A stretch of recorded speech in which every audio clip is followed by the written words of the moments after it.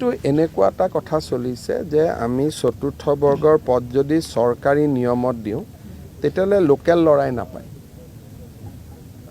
Local ল'ৰাই কিয় নাপায়? পৰীক্ষা দিব লাগে। গতিকে তাকে লৈ গাঁও চহৰবিলাকত স্থানীয় ল'ৰাবিলাকে আপত্তি কৰে।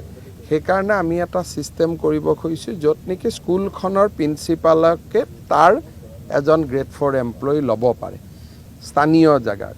তাৰ কাৰণে এটা নীতি এটা বনাই আছোঁ, কিন্তু এইটো 26ৰ আগত নহয়, 26ৰ পিছত সেইটো ৰাখিব লাগিব। কাৰণ নহ'লে 4th গ্ৰেড এমপ্লয়ীখিনি বেলেগ জিলাৰ পৰা বেলেগ জিলাত গ'লে মানুহে বেয়া পায়। সেইকাৰণে বহুতবিলাক ৰাজ্যত আজিকালি নতুন নতুন কিছুমান নিয়ম কৰিছে। ময়ো এইবাৰ শিকি আহিছোঁ 2-3টা। কিন্তু বিধানসভা নিৰ্বাচনৰ আগত যিহেতু আমাৰ এডভাৰটাইজ হৈয়ে গ'ল, নিযুক্তিয়ে হ'ব গোটেই পোষ্টখিনি, সেইকাৰণে এতিয়া নহয়, বিধানসভা ইলেকশ্যনৰ পিছত কলেজৰ গ্ৰেড 4 পোষ্ট, হস্পিটেলৰ গ্ৰেড 4 পোষ্ট, স্কুলৰ গ্ৰেড 4 পোষ্ট, এইখিনি যাতে সেই মৌজাটোৰ ল'ৰাই বা সেই গাঁৱৰ ল'ৰাই পায়, তাৰ কাৰণে আমি নীতি এটা বনাই আছোঁ।